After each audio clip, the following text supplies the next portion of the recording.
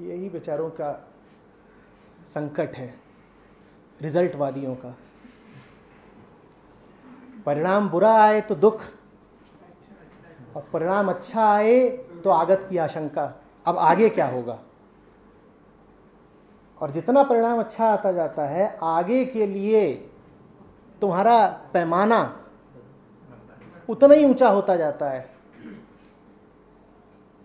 इस बार 6 फीट कूदे थे, अब आगे 7 फीट कूदेंगे बच्चों, तो दिल तो धड़केगा ना। कोई भी परिणाम आखिरी हुआ है तुम्हारे लिए कि इसके आगे अब और नहीं कूदना है, तो ऊंचा कूद कूद के अपने लिए यही आफत पैदा कर रहे हो ना, कि जितना कूदोगे आगे उससे ज्यादा ही कूदना पड़ेगा।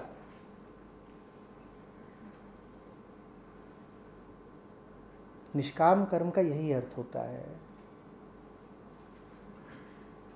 कर लो, बल्कि होने दो।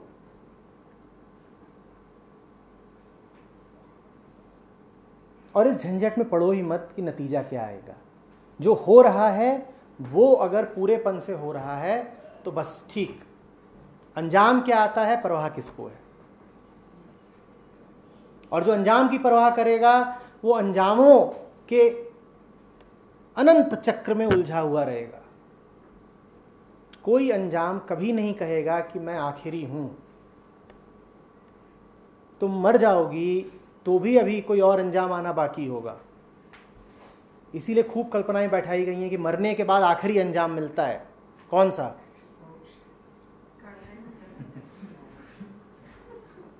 तो अंजामों का तो जाल ऐसा फैलाया गया है कि उससे कोई मुक्ति नहीं है। उससे यदि मुक्ति हो सकती है तो अगले अंजाम पर नहीं होगी, ठीक इसी मुकाम पर होगी।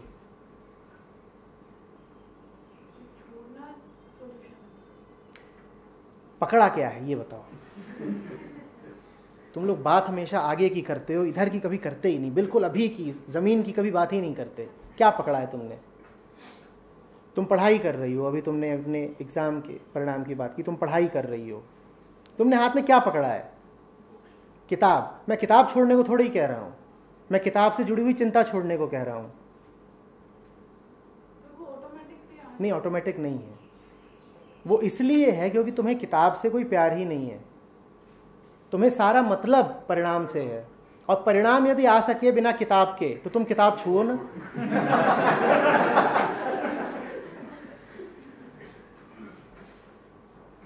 पता नहीं परिणाम कब आएगा, आएगा नहीं आएगा। अभी तो हाथ में क्या है? किताब। और किताब से यदि प्यार नहीं तो जिंदगी से प्यार नहीं, क्योंकि जिंदगी तो किताब के साथ ही बीत रही है ना। सर तो मतलब डरना जरूरी है लेकिन उससे घबराना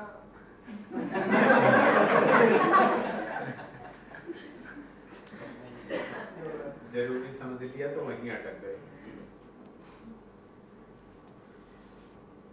कब बोला मैंने ऐसा? मैं पूछ रहा हूँ कि किताब यदि हाथ में हो तो डरते हो क्या? जो किताब से डरते हैं उन्हें किताब में क्या समझ में आएगा? क्या आएगा? कौन सी किताब ने तुम्हारा मुंह नोच लिया है? किताब डराती है? नहीं, किताब नहीं डराती, किताब से जुड़ी हुई अपेक्षा डराती है। किताब तो कोई सीधी सादी बात कह रही है, सामान्य ज्ञान है। तुम उस ज्ञान के साथ पता नहीं कितनी उम्मीदें जोड़ लेते हो कि ये ज्ञान मिल गया तो जीवन बन जाएगा।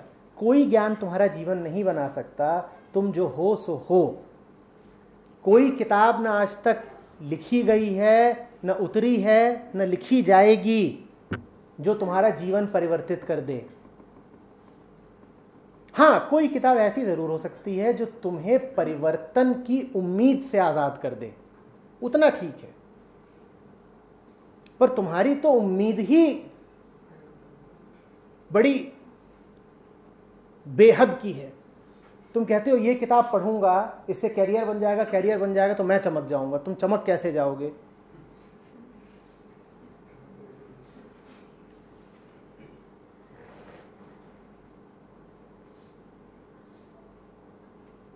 कुछ चमक रहा है।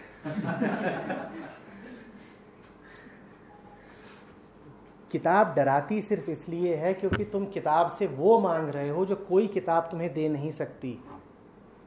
तुम किताब को सहज तरीके से ज्ञान की भांति नहीं पढ़ते। तुम किताब को ऐसे पढ़ते हो कि पढ़ लिया तो परिणाम आएगा, परिणाम आया तो ये मिलेगा, ये मिला तो जीवन बनेगा। जीवन कोई बनाने की चीज है? अरे और जो बनाना है बनाओ, कार बनाओ, रोटी बनाओ, घर बनाओ, जीवन थोड़ा ही बनाया जाता है।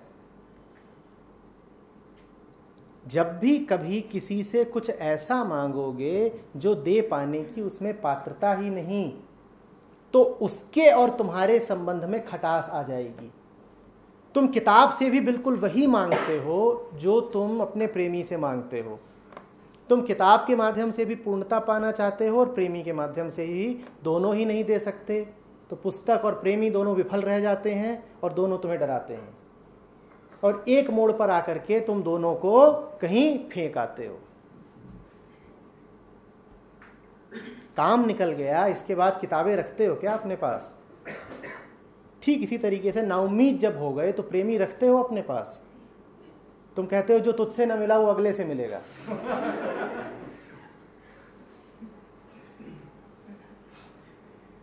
मत मांगो संसार से जो संसार तुम्हें दे नहीं सकता। न कोई किताब, न कोई व्यक्ति, न विचार, न वस्तु तुम्हें तुम्हारी पूर्णता कोई नहीं दे सकता। तुम हो पूर्ण, तुम हो चमके हुए। What is the purpose of life?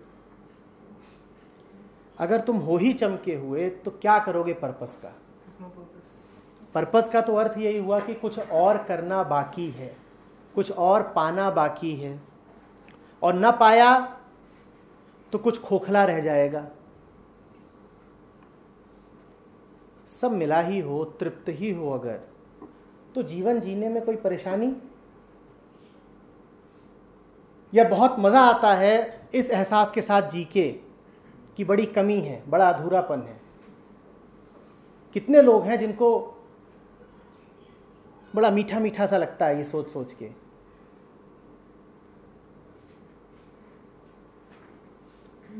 जीवन अपने आप में पूर्ण है, कोई उद्देश्य है यदि उसका तो मात्र उस पूर्णता की अभिव्यक्ति। तुम ठीक हो, बढ़िया हो, मस्त हो, अब अपनी इस मस्ती को प्रकट होने दो, यही जीवन का उद्देश्य है। मस्ती प्राप्त करना उद्देश्य नहीं हो सकता। पूर्णता, आत्मा, सत्य, मुक्ति प्राप्त करना उद्देश्य नहीं है। मुक्त हो, अब अपनी इस मुक्ति को नाचने दो, यही उद्देश्य है। मुक्ति को दबाए रहोगे तो दबी रहेगी, तुम्हारा सम्मान करती है। तुम्हें हाँ बोलनी होगी कि जो मुक्त स्वभाव है मेरा वो अभिव्यक्त हो जरा। कुछ समय पहले कहा था कि जो व्यक्ति पूर्णता आनंदित है उसे दुख का भी और सुख का भी बहुत मतलब शिद्दत से अनुभव होता है। तो ये तो समझ आता है जो व्यक्ति आनंदित है वो सुख को बहुत ज्यादा अनुभव कर रहा है। ऐसा क्यों है कि जो आनंदित व्यक्ति है वो दुख को भी बहुत शिद्दत से? क्योंकि वो दोनों से ही स्पर्शित है। अनुभव हम रोकते हैं, अनुभव का हम दमन करते हैं क्योंकि अनुभव से हमें डर लगता है। जब अनुभव तुम्हारे लिए बहुत मायने नहीं रखता तब तुम अनुभव को आने देते हो। तब तुम कहते हो आ भी गया तो मेरा बिगाड़ क्या लेगा, और आ भी गया तो मुझे दे क्या जाएगा। तो फिर दुख हो सुख हो तुम कहते हो आओ, दोनों आओ, खुशी का मौका है तो हम पूरी तरह खुश हो लेंगे। हमें यह भय नहीं लगेगा कि खुशी प्रदर्शित करना अनैतिक है और दुखी होने का अवसर है, तो हमें यह नहीं लगेगा कि दुख का प्रदर्शन कमजोरी का प्रदर्शन है। कि आध्यात्मिक आदमी, सुलझा हुआ आदमी, धार्मिक आदमी रो कैसे सकता है? ना, हम तो खूब रोएंगे, रोएंगे, पर कोई आंसू हमें गला नहीं रहा है। हंसेंगे पर हमारा कोई ठहाका हमें कंपित नहीं कर रहा है। हंस रहे हैं और भीतर अपनी ही हंसी से अनछुए हैं, रो रहे हैं पर रो नहीं भी रहे हैं।